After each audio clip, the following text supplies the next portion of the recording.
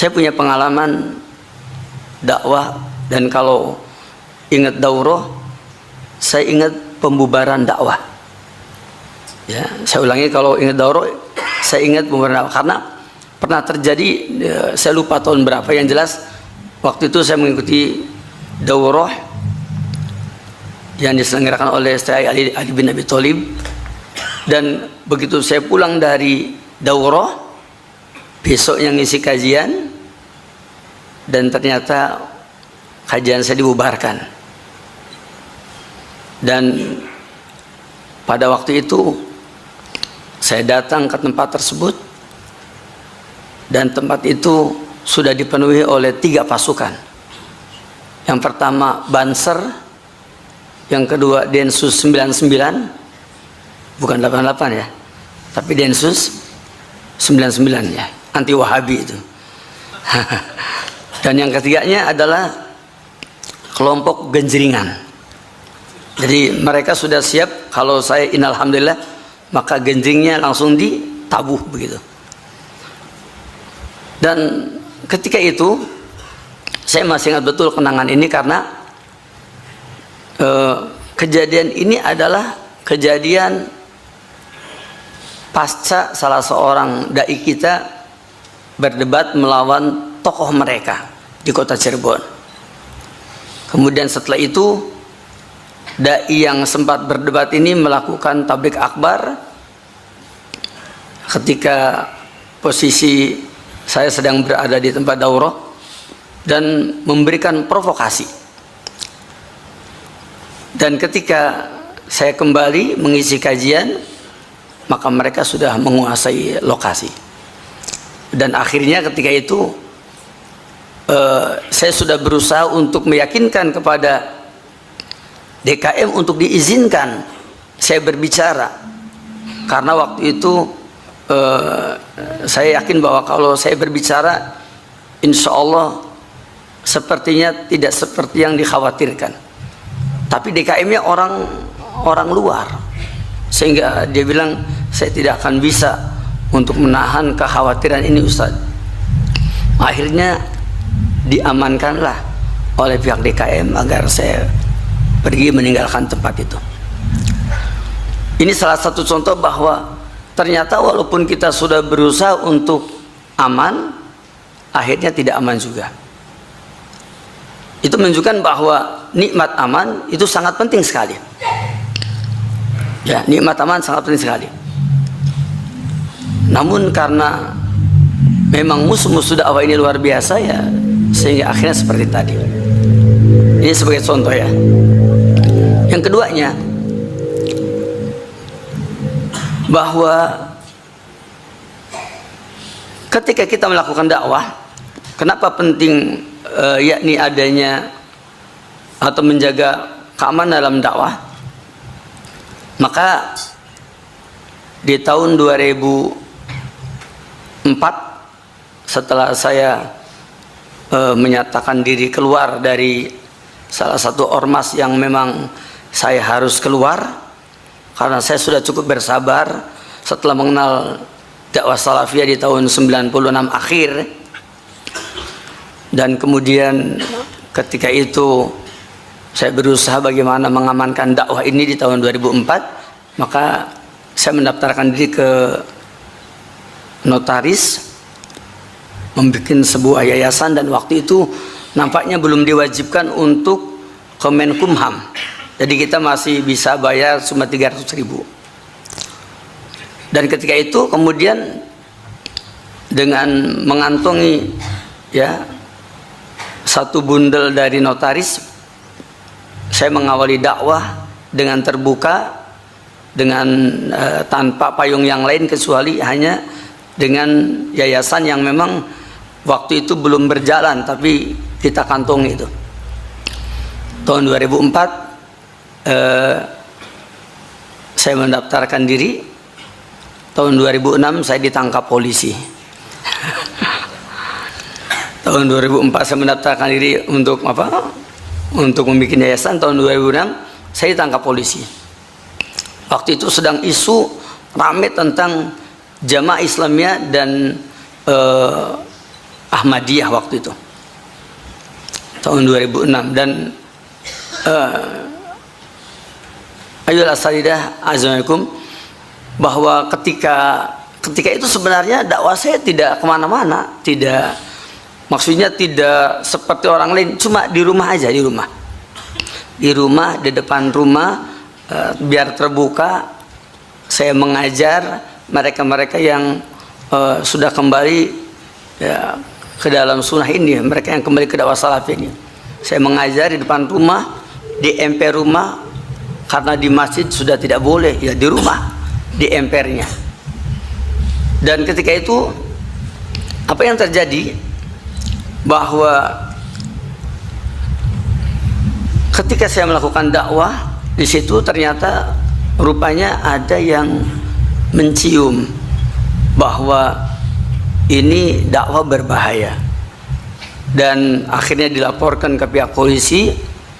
Maka di tahun 2006 saya ditangkap oleh seluruh pasukan dari Polsek, kecuali 2 orang yang berjaga di Polsek. Dan akhirnya waktu itu saya pun ditangkap tepat di jam 11 siang ketika kami sedang melaksanakan proses pembelajaran dengan para asatidz, para penggerak dakwah yang memang sedang meniti jalan itu. Di sini ada yang menarik, mungkin bisa diambil pelajaran. Ketika saya ditangkap, ya, akhirnya saya dimasukkan ke saya masuk mobil, ya, dan selama di jalan itu dari rumah menuju ke Polsek saya diintrogasi. Tapi di sana luar biasa pertolongan Allah tabaraka wa taala, yakni ketika diintrogasi itu tiba-tiba saya merasakan adanya ketenangan. Karena yang mengintrogasi ini, mohon maaf, seperti seorang siswa tanya kepada gurunya, seperti santri tanya kepada ustadznya gitu. Jadi ketika itu dia bertanya kepada saya, ya, walaupun pertanyaannya pertanyaan dari pihak kepolisian, ya, Anda JI ya, gitu ya. Saya dibilang itu, Anda JI ya. Saya jawab, JI adalah Jamaah Islamiyah. Ya kayak ngajar aja, ya. Kemudian saya terangkan, JI itu pemahamannya begini dan seterusnya. Saya terangkan itu. Pertanyaan dia itu, ya, interogasi dia itu saya anggap sebagai sebuah pertanyaan. Dia interogasi tapi saya anggap sebagai pertanyaan. Saya jawab sampai selesai. Akhirnya dia bilang, oh berarti bukan ya Pak Ustadz ya? Ya bukan Pak. Udah gitu dia tanya gini, oh Ustadz Ahmadiyah ya? Saya terangkan, Ahmadiyah adalah ya seperti kepada siswa aja. Saya terangkan Ahmadiyah adalah begini, pemahamannya adalah begini dan seterusnya. Sampai akhirnya saya katakan, dan saya tidak sama dengan Ahmadiyah, saya tidak sama dengan dengan Jamaah Islamiyah. Mungkin karena dia wawasannya cuma 2, dia tanya, jadi Ustadz Islam apa? Katanya. dia tanya, Ustadz Islam apa? Saya jawab, saya Islam sebagaimana pada umumnya kaum muslimin. Akhirnya dia bilang, ya, Kapolseknya bilang, anak saya 4 tahun di pondok, tapi tidak seperti Ustadz pakai jubah apa seperti itu. Saya bilang, para kiai juga banyak Pak yang pakai jubah. Jadi kalau misalkan karena pakai jubah ditangkap, harusnya kiai-kiai juga banyak yang ditangkap. Akhirnya polisi bilang, oh iya benar juga katanya. Sampai akhirnya waktu itu mereka sudah habis banyak pertanyaan di mobil. Kemudian begitu turun langsung masuk ke kantor Kapolseknya. Kata Kapolseknya, pertanyaan diteruskan Ustaz, katanya. Diteruskan lagi oleh mereka. Banyak pertanyaannya, dan akhirnya sampai kepada pertanyaan final. Ini saya betul-betul tidak menyangka bahwa hafalan kita tentang Kutubus Sittah ternyata telah menjadi sebab saya dilepaskan dari penangkapan itu. Jadi Kapolsek ini bertanya kepada saya, satu pertanyaan terakhir, kata dia. Saya tanya, pertanyaan terakhir ini titipan bukan Pak? Iya titipan. Rupanya dia tahu, ini titipan. Saya bilang, apa itu pertanyaannya? Coba sebutkan kitab hadis yang Ustadz pelajari. Saya bilang, banyak Pak, jangan banyak-banyak aja. Dia bilang, jangan banyak-banyak.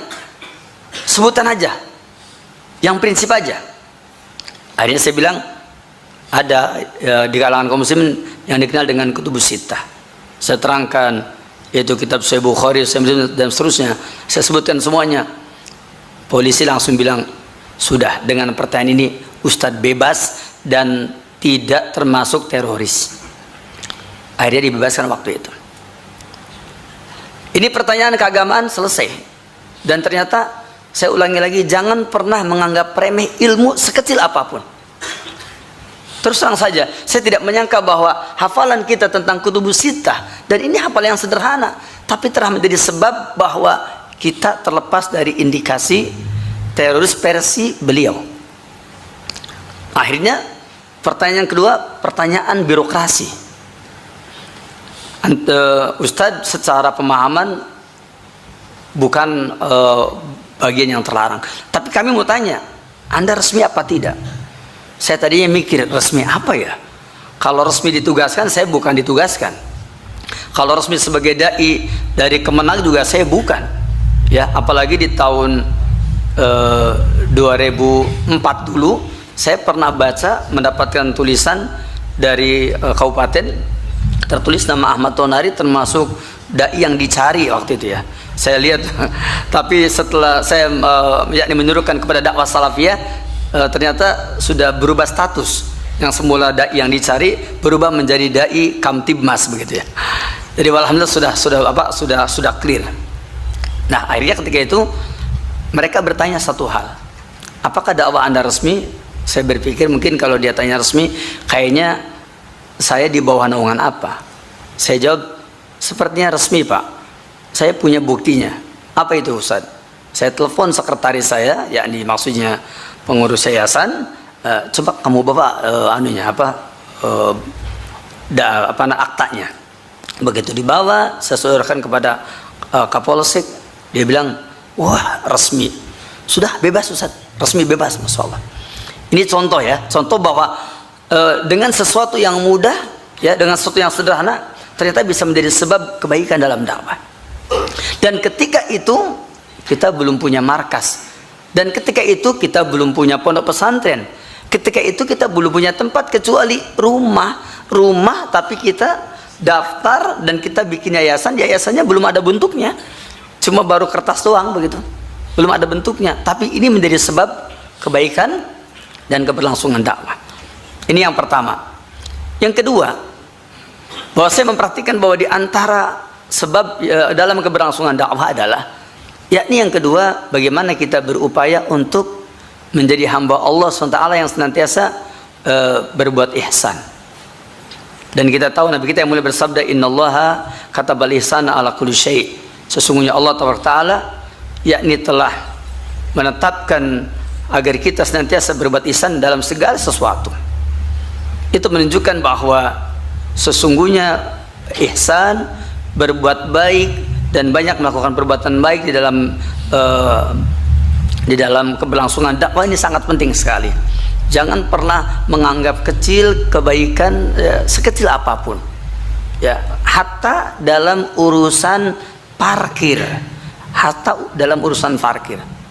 saya punya beberapa pengalaman ya tentang bagaimana dakwah ini tidak diganggu oleh mereka yang mungkin punya niat mengganggu.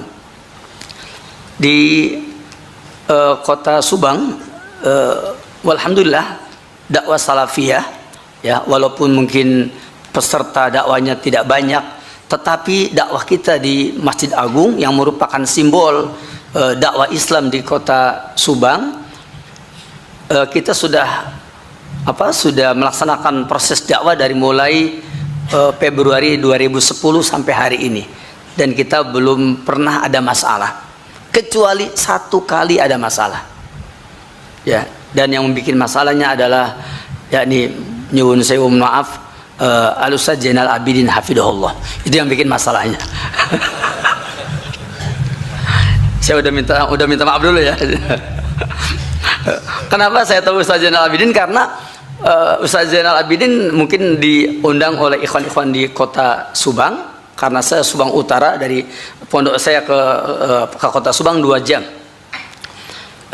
Rupanya ikhwan dari Suang ini menyelenggarakan tablik akbar bersama beliau di hari Ahadnya, sedangkan saya melaksanakan dakwah di hari Seninnya, Senin malam Selasa. Ya. Dan waktu itu qadarullah saya tidak tahu kalau ada kajian beliau. Begitu saya datang ke tempat itu, baru saja beres sholat maghrib, saya langsung ditarik oleh salah seorang kiai di sana. Ditarik, disalahin, dimaki-maki saya. Ketika dimaki-maki, saya tanya, ada apa Pak Kiai? Dia bilang, ente kemarin ngomong apa? Ngomong tahlilan haram ini. Saya bilang, doh emangnya siapa yang ceramah kemarin? Ya pokoknya ente kan yang ceramah. Saya baru datang udah dimaki-maki. Akhirnya saya tanya ke ikhwan, yang kemarin ceramah siapa? Ternyata saya dapat berita Ustaz Zainal katanya itu. Oh, saya bilang, Ustaz Zainal Abidin yang ceramahnya. Saya bilang, oh saya tidak tahu Pak, kemarin saya nggak hadir ke sini. Dia bilang, pokoknya saya tidak mau tahu, yang penting ente lah katanya itu. Jadi kiai ini sudah diterangkan, bukan saya, tetap saya katanya. Pokoknya ente katanya. Akhirnya karena kiainya terus saja tidak mau mengerti, dan mungkin begitulah cara mereka ya, pura-pura tidak mengerti maksudnya itu kan. Jadi ketika itu akhirnya saya bilang kepada beliau, Ustadz, Pak Kiai, saya Ahmad Tonari ceramah hari Senin. Ayo lihat tuh jadwalnya, lihat Ahmad Tonari ini hari Senin, bukan hari Ahad. Ini antum gimana? Yang keduanya, saya mengajarkan kitab Sahih Bukhari di tempat ini. Saya mengajarkan kitab Hisnul Muslim di sini. Saya tidak ada kaitan dengan pembahasan yang tadi. Antum kan tahu kitab itu. Akhirnya agak reda tuh begitu kitanya agak ngotot itu kan, karena kita tidak tahu. Dan ketika itu apa? Masya Allah ya. Ternyata di antara pendukung dakwah kita di Masjid Agung itu adalah mereka para penjaga parkir itu. Kenapa? Karena kalau parkir biasanya ikhwan kita kan keluarnya 2.000 ya. Saya mengamalkan bi asri amsalihah itu ya. Jadi ketika mereka parkirnya 2.000, saya amalkan yakni bagaimana kalau misalkan apa yang mereka berikan kita berikan yang lebih. Ternyata luar biasa. Ya, hanya dengan bi asri amsalihah itu ternyata apa? Hampir setiap kedatangan kita ke Masjid Agung itu saya selalu didahulukan oleh para penjaga parkir. Semua disuruh minggir. Bahkan mobil yang lain juga suruh minggir oleh dia ya. Dan pengalaman ini bukan hanya di kota Cirebon saja, termasuk juga ketika saya masuk ke CBC, Cirebon Business Center, saya ngisi kajian di masjidnya. Itu setiap kali kita masuk dibukakan portal oleh satpam, itu satpamnya molotot saja gitu. Saya agak bingung setiap hari keluar masuk molotot. Akhirnya apa?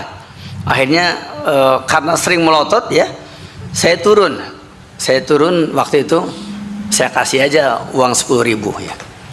Ternyata setelah itu apa? Begitu datang itu langsung hormat, siap katanya. Jadi ternyata begini ya kawan ya.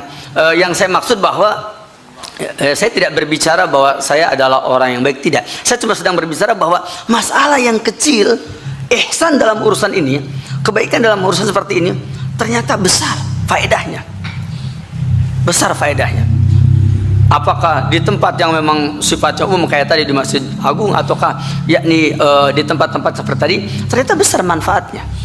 Dan ini saya rasakan sendiri ketika masuk ke satu perumahan, saya di stop, bahkan kemudian di stop oleh satpamnya, bahkan satpamnya minta bukunya, apa yang dibahasnya. Saya kasihkan bukunya, begitu dibuka bahasa Arab, dianya tertawa, ini dibahasanya gimana katanya. Setelah dia nanya dibaca gimana, saya bilang ya sudah, kalau nggak bisa baca jadi nggak usah nanya gitu ya. Sekarang saya tanya ke anda nih, anda sebenarnya pengen apa? Dia bisikin saya tuh, Ustadz kalau habis ngaji kan kalau para kiai biasanya bawa besek ya, itu ente bawa nggak? Ya, saya bilang oh ada bawa, anak kasih dong, saya kasih katanya. Dia minta dikasih, oh iya siap insya Allah. Ya ternyata setelah dikasih apa? Lancar setelah itu. Bahkan kedatangan kita sangat dinanti. Ini yang kedua ya.